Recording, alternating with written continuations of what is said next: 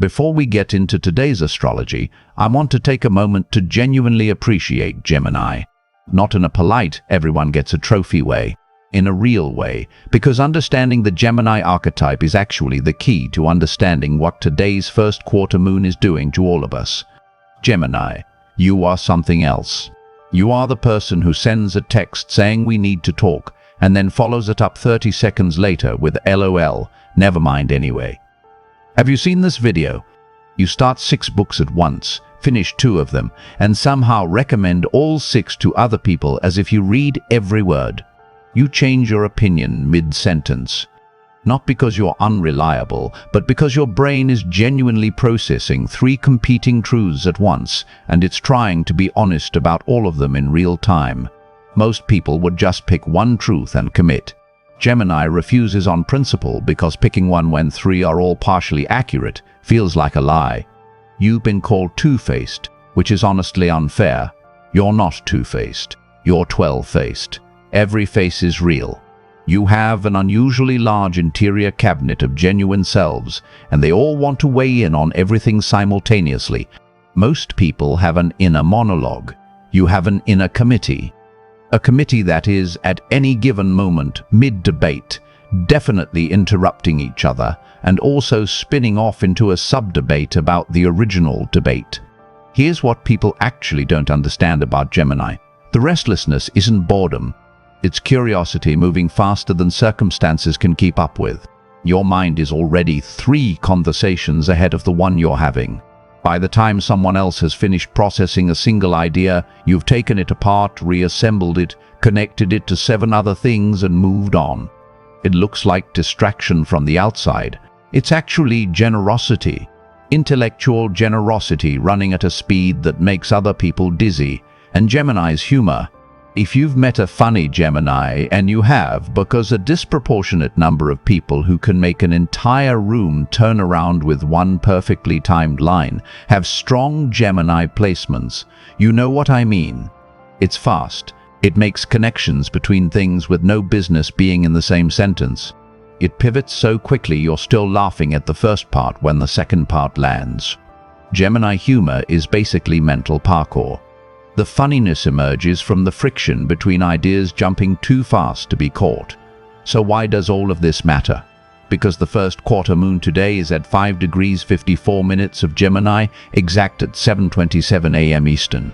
When the moon occupies a sign, the qualities of that sign become the emotional weather we're all navigating. The Gemini brain, the committee, the 12 faces, the ricocheting curiosity, the need to talk it through and name it and connect it to something else, that's in the air today for everyone. And then the sun in Pisces squares that. Gemini moon from 5 degrees Pisces. That square is the genuinely interesting part, and it's what I want to spend real time on today. Before we go deeper, leave a like and subscribe if you find this useful, and drop OK Gemini, I get it now, in the comments. I want to see who's feeling this mental weather today. Alright, let's get into what's actually happening. The first quarter moon gets far less attention than full moons and new moons, which is a shame because in terms of what you actually feel in your body and your decision-making, it's one of the most physically noticeable lunar phases. Everyone jokes about full moon weirdness. The first quarter does something arguably more interesting and more practically relevant, and it does it quietly enough that most people don't recognize it as the source of what they're feeling. Context first. 7 days ago, on February 17th, there was a new moon solar eclipse in Aquarius at 28 degrees 49 minutes. That eclipse was the opening of something genuinely new, the first in a fresh series of Leo-Aquarius eclipses running through 2028. Eclipse energy doesn't ease you in. It changes the coordinates. For most people, February 17th either cracked open a door they hadn't expected or closed one they'd assumed would remain available.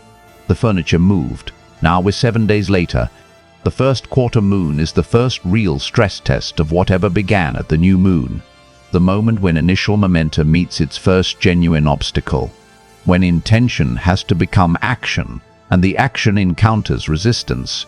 and you find out whether you were right about the direction or whether you need to adjust. Astrologically, it's a square, Sun and Moon at 90 degrees. Squares create friction, not destructive friction, but the kind that reveals what something is made of when you apply real pressure to it. Cafe Astrology puts it well: there is a crisis theme surrounding any quarter-moon phase, as we feel compelled to take action. And crisis here doesn't mean catastrophe. The original Greek word means turning point, decisive moment, the place where something actually gets decided rather than just held in potential. That's today, a turning point inside the cycle that opened with the eclipse. So we're in decisive moment energy. And it's Gemini moon squaring Pisces sun, which creates a specific tension worth sitting with. Pisces operates in a mode of feeling, of dissolving, of releasing the grip on the particular form you plan for things. Pisces trusts the current even when the destination isn't visible. Gemini wants to name things, articulate things, make sense of experience through language and exchange. Gemini gets uncomfortable with the unnameable. Not because it fears depth, but because the thing Gemini does with depth is put it into words so it can be examined and shared. And Pisces keeps handing it things that words can't quite reach.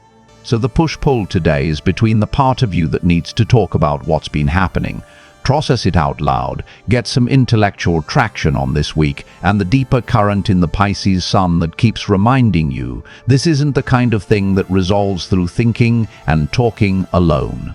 And the first quarter moon is the moment where both those needs have to coexist rather than taking turns. Mercury stations retrograde tomorrow night, February 25th, at 22 degrees Pisces. Today, it is moving at the absolute slowest speed it moves in its entire cycle. In the days around a station, a planet barely advances at all.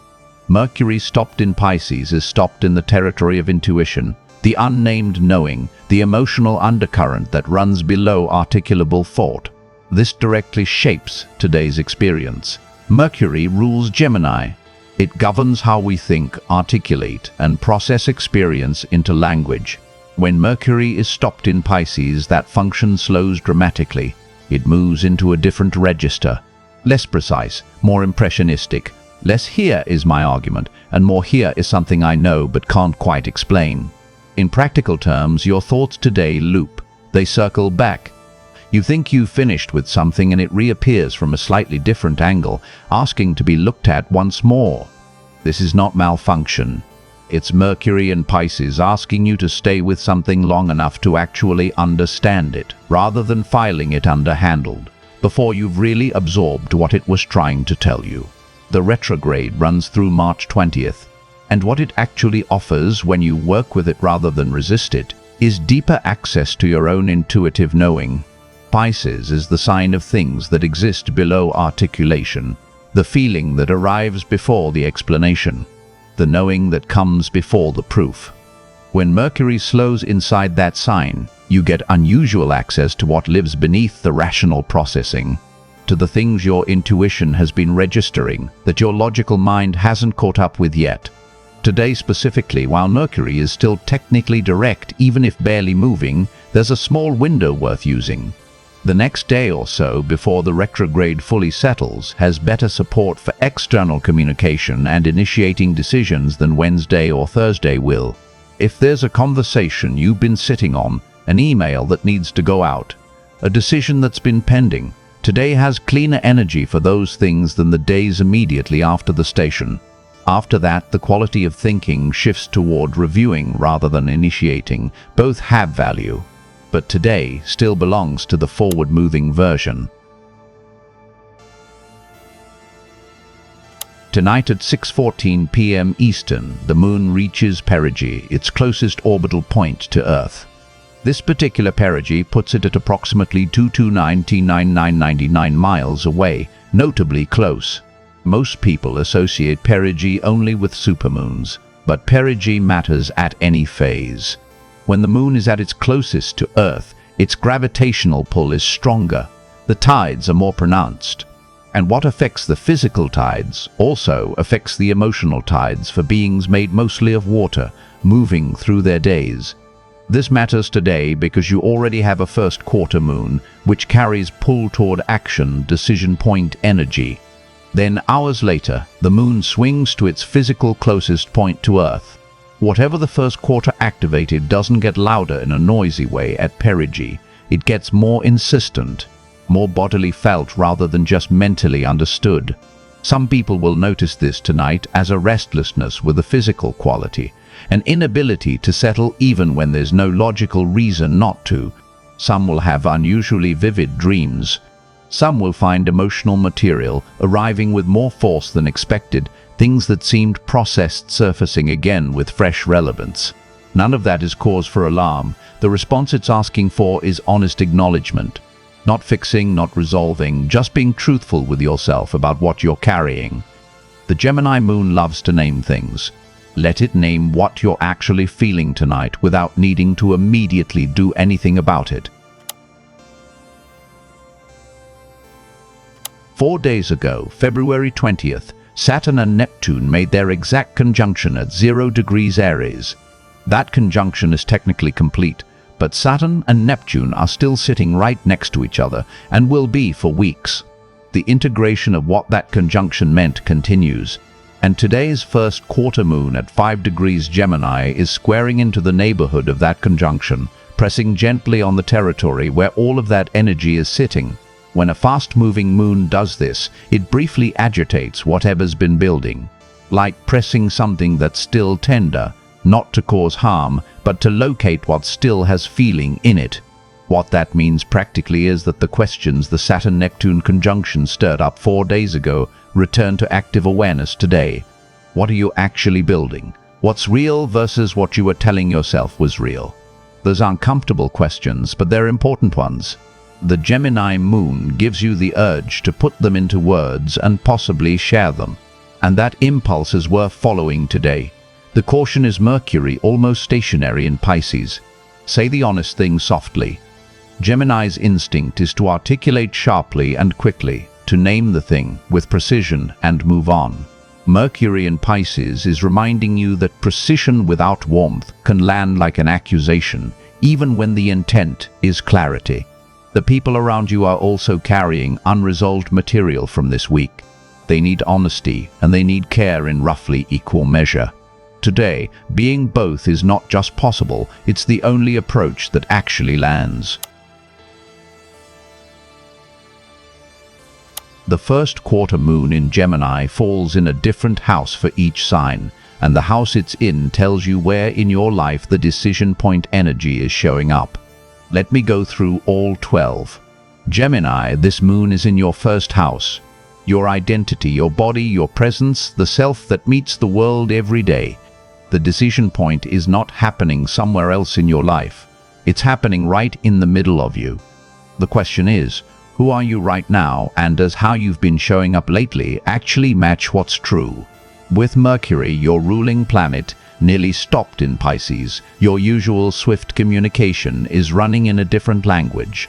You know what you want to say but can't quite find the words. Don't force it. Trust the feeling behind the articulation more than the exact phrasing. Virgo, this moon lands in your 10th house. Career, public reputation, what you're building professionally. The Gemini moon here brings communicative, intellectually active energy to your professional life. You might feel the urge to reach out to someone at work, float an idea, have a conversation you've been deferring. Follow it. The caution with Gemini in the 10th is that it can generate more talking about doing than actual doing.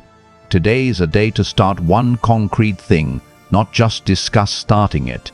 Sagittarius, the 7th house. Relationships, partnerships, the people you've made agreements with. Something needs to be said, or something is on the verge of being said to you. A clarifying conversation that's been building. New information about someone that changes how you understand the dynamic between you. With the Pisces sun squaring from your 4th house, there's tenderness to what gets communicated. The honest thing can be said more gently than Sagittarius usually leads with. The depth of what's shifted this week deserves care as much as accuracy. Pisces, the 4th house. home, family, your private emotional foundations, the history you carry. Something in your domestic or family life wants attention, and possibly a small real decision.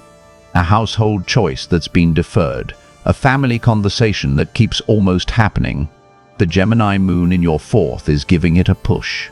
For you specifically, this week has been intensely felt, with the Pisces stellium carrying you through the Saturn-Neptune conjunction. Today's lighter Gemini energy in your fourth is a chance to tend to something practical and grounding. Let it be that. Aries, the third house. Communication, day-to-day exchange, siblings and nearby relationships, how you move through your immediate environment. Today feels communicatively busier than most of this week. More messages, more exchanges, more small decisions about what to say and to whom. The Saturn-Neptune conjunction happened in your first house 4 days ago, working directly on your identity and self-concept. The third house moon today means your words this week carry traces of that deeper internal work. Pay attention to what you find yourself saying. It contains more truth about what you're actually processing than deliberately composed statements would. Taurus, the second house. Money, material resources, your practical security. The Gemini moon here brings an active processing quality to your material life. There might be a practical financial conversation that needs to happen, or a decision about something practical that you've been circling. With Jupiter retrograde in Cancer gently sextiling your second house situation, there's quiet support for small practical wins right now. Don't overlook them because you're absorbed in the bigger emotional questions this week has also raised. Cancer, the 12th house. The interior, the private processing space, the work happening below the surface before anything becomes visible. A Gemini moon in the 12th is an inward-turning experience. The first quarter energy today feels more like internal pressure than external action. Things working themselves out somewhere inside without a clear directive about what to do with them yet. With Jupiter retrograde in your first house, you've been in a period of internal re-examination anyway.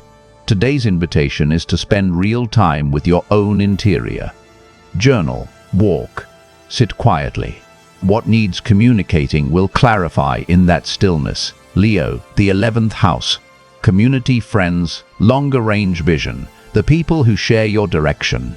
Today might bring a connection with someone in your circle that feels particularly meaningful. A conversation that opens something about where you're heading. There might also be a decision point about a group or vision you've been investing in. The first quarter in the 11th asks whether the community around you is actually supporting the direction you're being pulled toward. With the Sun in Pisces in your 8th house squaring, what gets communicated in your social life today carries more weight than usual. Honesty about what you're building creates genuine resonance with the right people. Libra, the 9th house. Philosophy, beliefs, higher learning, travel, the search for meaning. Today could bring a genuinely interesting conversation or moment of intellectual connection about something you've been trying to understand. The more practical version is a decision about an actual direction, a course, a trip, a philosophical shift about how you want to live. The first quarter creates gentle pressure toward deciding rather than indefinitely considering. Scorpio, the 8th house. Depth, transformation, shared resources, what's hidden. A Gemini moon in the 8th is a slightly uncomfortable combination because the 8th wants to sit in depth and Gemini wants to name it. That friction can be useful today. It might help you articulate something about a shared financial situation or an intimate dynamic that you've been sensing but not finding words for. The thing you've known but haven't said yet. Capricorn, the 7th house. Relationship communication. Capricorn manages relationships with careful intentionality, thinking before speaking, building before revealing. The Gemini moon in your 7th today is creating a push for slightly more openness than your comfort zone usually allows. Not an invitation to overshare, an invitation to say the one honest thing that would actually move something forward. With the Pisces sun in your 3rd house squaring, whatever needs saying can be said with gentleness. The environment today is softer for difficult conversations than you typically expect. Aquarius, the 5th house. Creativity, play, romance, the experiences you pursue for the aliveness of them. Gemini in the fifth is one of the more enjoyable daily placements. It brings wit, lightness, the sense that ideas are interesting and the world has good things to offer. After an intense astrological week, this is a breath of lighter energy for you. The first quarter square from your second house Pisces sun adds depth to the lightness. It asks, is what you're creating right now genuinely expressive of who you're becoming, or is it a version of you from a chapter that the eclipse has started to close? The joy available today is real. It sustains better when rooted in work that's actually true. When you see this whole week as a coherent sequence rather than a series of separate events, it makes considerably more sense. February 17th, the solar eclipse in Aquarius opened something, changed coordinates, moved the furniture.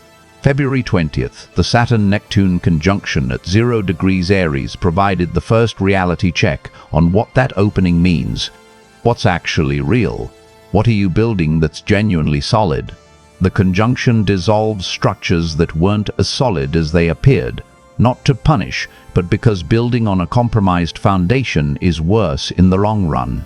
February 22nd, Venus and Jupiter made their exact trine in water signs, both exalted, both at their best.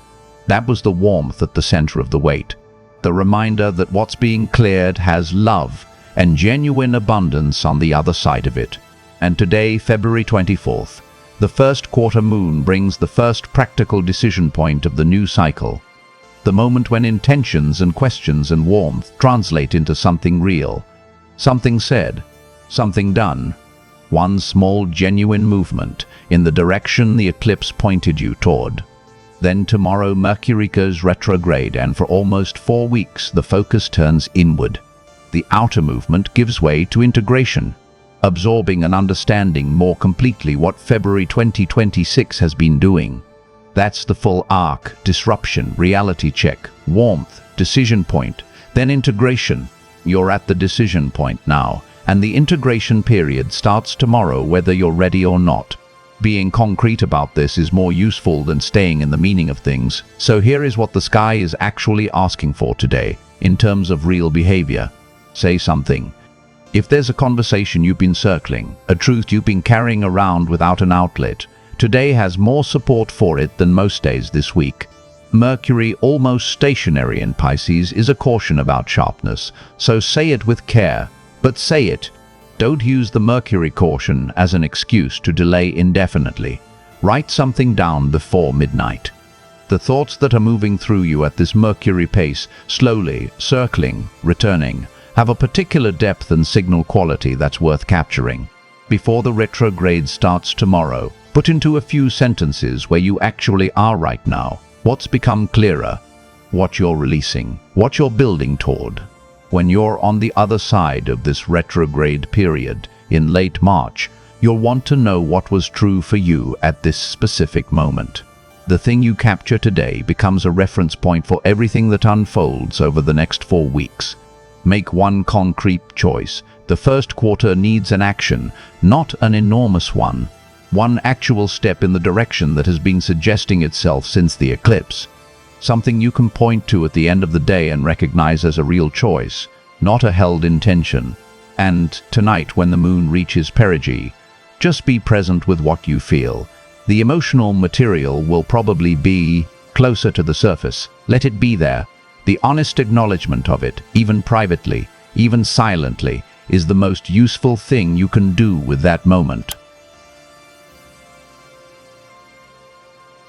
I started this video talking about Gemini, and I want to come back directly at the end, because the first quarter moon in your first house is not a peripheral sky event for you.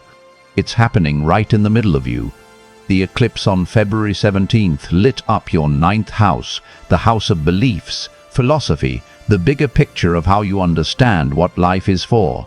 Whatever opened or shifted in that territory, whatever question emerged about what you actually believe and what your life is oriented toward, that's the foundation this first quarter is asking about. The first house moon asks, who are you in response to that? not who you think you should be, not the identity that makes sense given your history. Who are you right now, in the middle of this week? Gemini, you have more capacity for honest self-examination than you get credit for, because your examination is rapid and multiple, rather than slow and singular. Rapid and multiple looks like avoidance from the outside, even when it's genuinely thorough. The committee running your interior life is actually working on the question. The problem is it keeps generating more questions rather than resolving to an answer, and that can feel like going in circles when you're actually going deeper.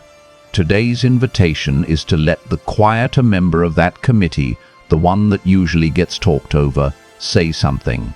The quiet voice in the Gemini interior isn't quieter because it's less certain. It's quieter because it's less interested in argument. It knows what it knows and waits for space to say it. Mercury retrograde beginning tomorrow in Pisces will give that voice more room than it usually gets. The retrograde moves into a register the louder committee members can't fully participate in. The voices that speak in intuition and felt sense and half-formed knowing get louder during a Mercury retrograde in Pisces. The voices that primarily speak in argument get softer. That can feel disorienting at first and then unexpectedly clarifying. You might find that for the next 4 weeks you know things differently than you usually do. Less explained, more trusted. And that what you know in that way turns out to be more accurate than you expected. The first quarter moon today is the last moment before that shift begins. Use it in the most Gemini way possible. Say something true out loud or on paper, to yourself or to someone who deserves to hear it. That's actually all this moment needs. The talking it through that Gemini does so naturally turn towards something real rather than something circular. You know how to do this. You've always known. If this resonated, leave a like and subscribe, and drop OK Gemini, I get it now in the comments. The total lunar eclipse in Virgo on March 3rd is right around the corner, and it's a significant one, so stay tuned for that. Take care of yourself through the rest of this week, and I'll catch you in the next one.